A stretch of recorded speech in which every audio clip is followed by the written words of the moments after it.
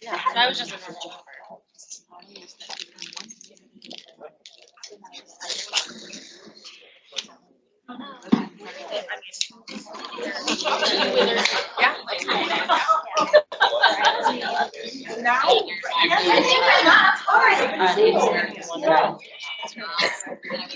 everyone,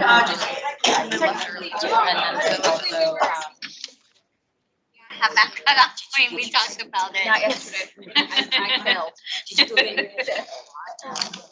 Gotta try Testing. again. All right. Try again. Okay. Today you gotta try I'm again. going to enlist some helpers. You sat in the front, so you're going to help me. When I point to you where you click, and let's see, let's try it out. Let's do a little arrow action here. Hold it this way. That button right there, try it. Right, close enough. Perfect. All right. So hi, everybody. My name is Mandy Raff. I'm a director here in our IT department. Before I jump into what my dad taught me, I want to pause and make sure that we say a gigantic thank you to the leadership team for the Women of Wine and Spirits for putting this event on.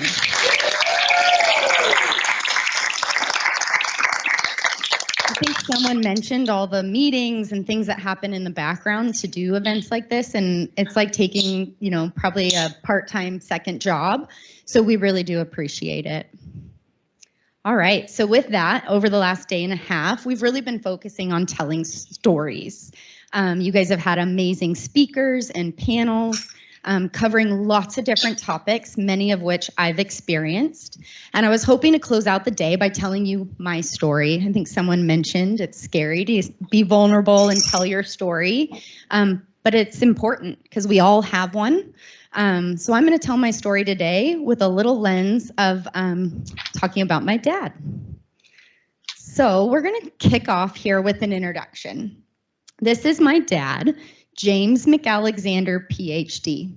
His story is that he grew up in Southern California, was the cool surfer dude, went to school at BYU, got a degree in political science, and then was fired from his very first job as an air traffic controller by the President of the United States because his union went on strike and he fired them all. So that whiplashed him into a whole different career path.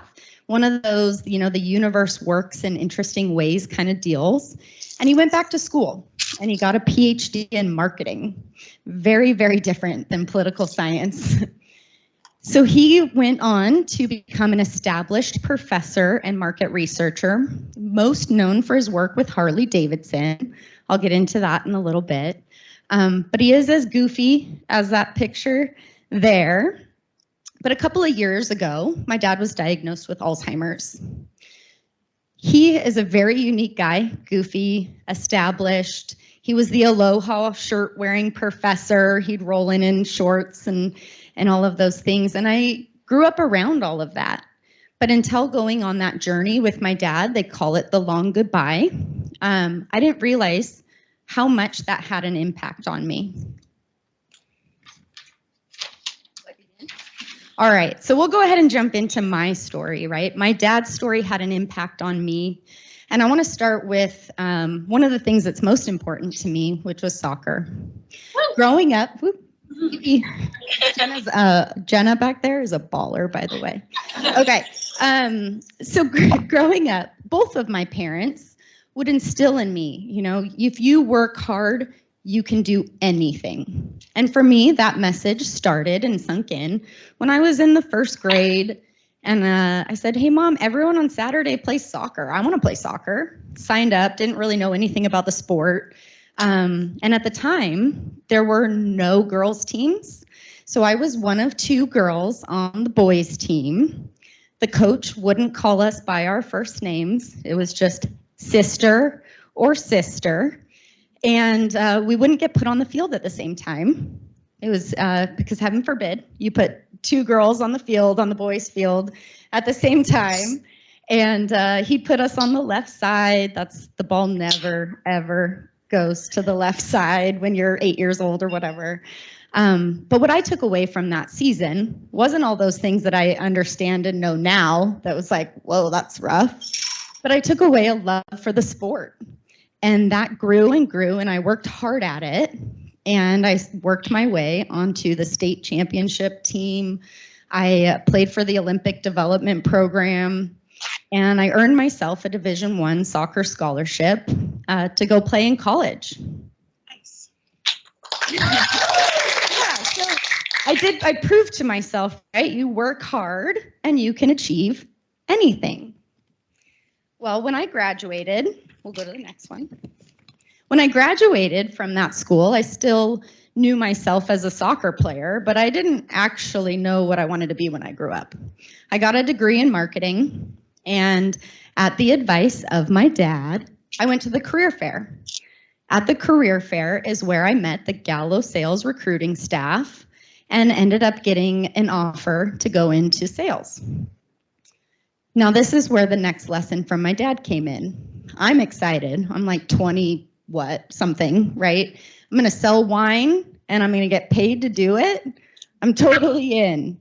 So I'm excited. I'm telling my family about this new career opportunity, and my dad paused and he looks at me and he says, Mandy, I know you're smart and I know you work really hard, but the grocery industry and sales is a male-dominated industry, and it can be really tough. Do you have what it takes? Do you really want to go into that? Is that what you want to do? And if I'm being honest with you guys, I was actually very offended. I was like, I mean, Dad, come on. You know, I've played soccer all these years. I've dealt with all these really mean, nasty coaches. And I mean, how different could it be? I'm going to go sell wine. But he wasn't wrong. You know, it was a male-dominated industry. And but I jumped right in. So fast forward to the sales rep season of my life. I worked with a lot of males. I had a lot of male leadership. And I also worked with a lot of very interesting buyers in the grocery stores. I even, one time, was told by a female manager of mine, just flirt with him a little bit. We need the cases. That's where I learned this lesson in this season of my life. Was, you know, my dad questioned me. Did I have the backbone? Could I handle it? With the stories like that, hey, just flirt a little bit. I knew my worth and my value, and I knew my morals, and I knew I could work hard. So I'm happy to tell you I did not flirt with Dirty Mike. But we did get the cases, you know, and I can't control what Dirty Mike does or doesn't, you know, want to buy wine from me for. But I knew that I was in there doing the right thing, and I was selling, and I was doing it in my way. My experience in sales was not all of those kinds of stories, though there were some, but I really met a lot of great people. And I learned during that time that I have a unique skill to kind of chameleon my way through a lot of different personalities to find the one thing to connect with each person on. I think someone mentioned in the panel earlier, to establish that trust and that relationship. And I learned through that experience that that energized me. I really liked it. We'll go ahead and go to the next one. Got to figure out where I want to go here. So I learned that about myself. That energized me. That gave me a lot of happiness. But I did hit a crossroads while in sales. I learned that I didn't want to go the traditional path. It wasn't meant for me. So I met with my Gallo mentor, and he's like, well, what do you enjoy? And I broke down, I liked data. I liked pulling down my numbers and matching things up and figuring out how to make the most of my goals and which accounts to sell in. I liked establishing trust and relationships with people. And he recommended that I apply for this job at headquarters in Modesto. I don't know anything about Modesto at this point. That was a rotational position. It was a position where you come down, you spend 1 to 2 years in the IT department, and then you go back out and do the work that Michelle does, and you sell at the corporate account level. And I thought about it. I learned what that role was, and I was like, yep, that's perfect for me. So I applied, flew to California because I was in Seattle, Washington at the time. Flew to California, interviewed, and then did not get the job. But I was offered a position on the sister IT team that was like the true development team in IT to be a business systems analyst. And I know a couple of you have heard this story, but my response was, are you sure? I don't do computers. And, I think that voice of my dad in the back of my head that, if you could work hard, you can do anything. And I'll talk to it in a minute. But if you're doing something that's interesting, go for it. So I said, why not? I'll join IT. I'll figure it out. And again, that's when, I'm telling family and friends that I'm going to move to Modesto and I'm going to join the IT department. And I got the responses that were like, have you Googled Modesto? Don't you have a degree in marketing? And it's, I said, yeah, but it sounds cool. It's fine. I'll figure it out. And if I don't, I'll find something else to do. But it's that tape that, I do play that tape in the back of my head. And so I want to pause there and really tell you the story you see or people see on the outside is that I did move to Modesto. I did work my tail off to learn what IT is, how it works. I developed the relationships around Modesto. And I earned my way. I climbed the ladder, made a director. I met my husband here. We have a family. We bought a house. We've done all these projects. It's a very pretty story on the outside. And you'd say, wow, Mandy, you've been really successful. But what you don't see in that story untold is that since 2010, when I moved here, I've been trying to prove myself. I've been trying to prove myself, not to the others to earn that promotion, but to myself. And I think that's something that plays in my head almost every day. And, through a lot of reading books, I started really reading a lot. You guys, leaders or readers, read. Working with some great female mentors and coaches, going to therapy has really helped me to build a tool set to overcome that. But it's not to say it doesn't come up. I'm going to pause a little bit. Someone on the panel mentioned something that I wanted to share this little anecdote with you. When I think about showing up confidently, my therapist one time had me, Mandy, pull out, do you have a dollar bill? And I said, yeah, pull it out of your wallet. And I said, okay. She goes, what's the value of that? It's $1.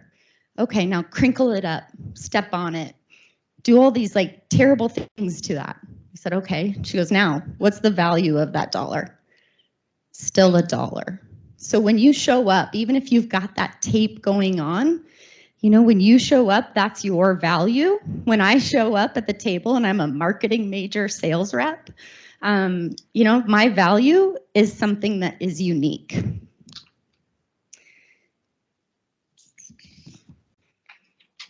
So I've been in IT for 12 years. I probably shouldn't call myself a marketing salesperson anymore, but I've been very fortunate. Hold on. I'm going to jump ahead. All right, let's go to the next one. Okay, here it is. Okay, so I've been really fortunate over those 12 years to work on some really cool things. As I mentioned to you, I'm going to go back to my dad. He was a market researcher. He had a mantra that everybody, his students, his staff, he had his own consulting company. They knew his mantra was do no boring research. He would not have it.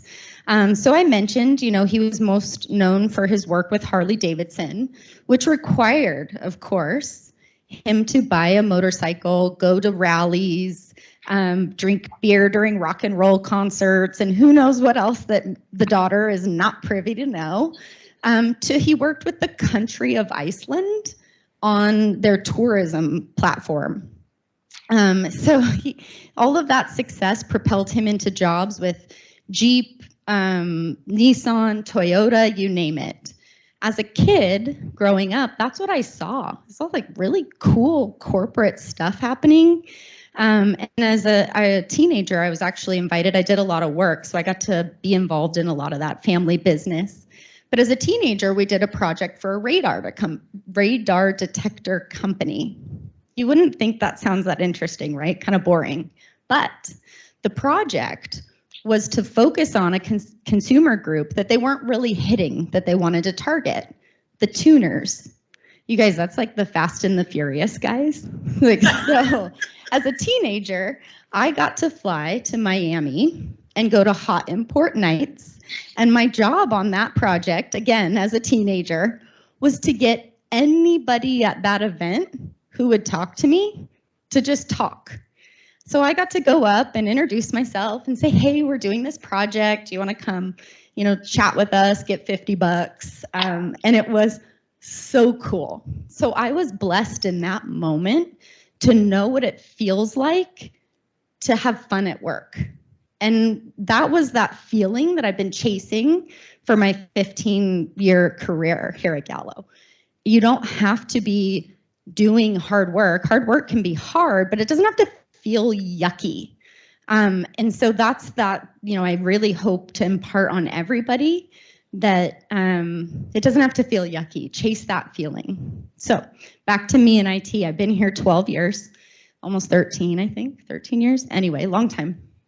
And why have I stayed in IT? Because in my mind, I'm a sales rep. Because I've been fortunate. I worked with sales, and then I jumped over and I supported supply chain, operations, winemaking. I've met a ton of amazing people, a lot of you I see in this room through that journey. I've had the great fortune of working on some really unique projects. I heard some digs on the new on SAP, but I was a part of the SAP project, which for an IT professional really is a once in a lifetime opportunity. And for me, that was an amazing project. Everyone has their own unique stories. But then I got to be a big part of the Sirius acquisition, which also once in a lifetime, like how incredible. And I also was involved in the Chester County scoping. So I've been very, very lucky. I've had 12, 13 years here in IT. Where am I going to go when I grow up next? I still don't know, but I can tell you that through all of those things, I'm going to keep doing what is interesting to me and do no boring research in my own way. One more. Oh, you know what? Go back. Okay. One last thing to drive this home. I did want to read this to you guys. So I have BVFD sitting here and I forgot to tell you about it. So I'm going to tell you about it. So you may have gathered that my dad was a car guy through kind of all the work that he's done and what was interesting to him. And after he passed away, we received a lot of different stories and notes from people. And so I think this story about BVFD is best told through the voice of one of his students. For months, the students and myself included tried to find out what Jim's license plate stood for. We would ask and he would politely wave his venti cup of Starbucks at us and say, no, not now. Then on one of Jim's swing by the office to see what's going on trips, about 5 of us were there, and we asked again, Jim, please tell us about your license plate. We were all laughing and hooting and hollering inside of Weatherford, and Jim agreed. We all leaned into the desk, waiting for Jim to profess a life-changing wisdom on us. Jim also changed the tone of his voice. He would do this a lot. He was a storyteller, by the way. He changed the tone of his voice to this calm, quiet tone, pulling us all in and was setting us up. He trapped every one of us and pulled us into his story. At that moment, we all lost it. It stands for Bedrock Volunteer Fire Department. That's what that means? Like the Flintstones, one student exclaimed. Jim took this in stride and pulled us back into the narrative. He told us, yes, think about it. Bedrock was all rocks. Fred and Barney figured out that they could smoke cigars, play cards, and go out of the house and have fun. And this is my reminder to myself to always make sure I'm having fun in what I'm doing. And so for my childhood, we drove around BVFD all day, every day. But what a true lesson that is, right? So if you're doing interesting things, you're doing no boring research in your own way, you're going to be more satisfied in yourself. You're going to be more satisfied in your career and your job. And you're going to be a better family member, friend, all of those things when you go home afterwards. Okay, now I can go. All right, so I received a lot of different stories and tales after my dad passed last year. And this is the next thing that I learned from him, was really about who I wanted to be as a leader. Getting all of those things about my dad from other people really showed me that I want to have that kind of influence, and I want to be someone that lifts other people up. I want to be somebody that believes in others and helps them achieve their dreams and their goals. While my dad was sick, I had to learn also to trust others and to ask for help. Every one of us does come to work, what we've been saying, with our own stories, our own lives that are going on outside of work. And watching my dad fade away was really, really hard. You talk about crying at work yesterday, right? Like, that happened. But it wasn't until I started opening up to others what was going on in my life. You know, I was traveling back and forth to Oregon to help my mom, who was caretaking for him, and to just soak up every minute I could with my dad. That, you know, I shared that with my team. When I showed up to work, I was focused. I was getting the job done because I knew I was taking more time off than I normally would. And my team showed up for me. As a group, we made sure that the project's work still got done and the business moved forward. Empathy is a critical leadership skill that you need to show up as somebody for somebody else. I heard earlier today a lot of talk about us just being humans, and this is part of human life. You never know what's going on with someone else. And so if you are vulnerable and willing to share your story, there's also someone on the receiving end of that that may need you and need your help. I'm really proud of how my Gallo family showed up for me during that time of my life. And I plan to continue to pay that support forward as much as I can. So you all have your own stories, and we can do anything with hard work, but you have a place at that table and you have a value. And so I encourage you that you should show up with confidence. We talked a lot about confidence today, and bring yourself to work, even if you're the salesperson in the IT department. It's okay. But then continue to lift each other up and continue to have that positive imprint on each other's stories. Just like, you know, I'm carrying I'm carrying my dad with me, and you're valuable. So I'm going to finish up because we're about to go to lunch, but I'd like to use my dad's words exactly in closing. As he started on this journey, I started doing interviews with him to try and capture as many stories I could. And toward the end, his messaging got pretty jumbled. It was really tough. But these words, they're a little jumbled, but I want to share with you anyway, because I think the jumbledness of them actually means more. He says, "Love each other. That's the biggest party of time. We are just darn lucky to have that. Look in the mirror and make sure you see happy memories." So lastly, with that, I hope you all can go out and work really hard, because I know you all do, but find your own way to do no boring research. Thank you.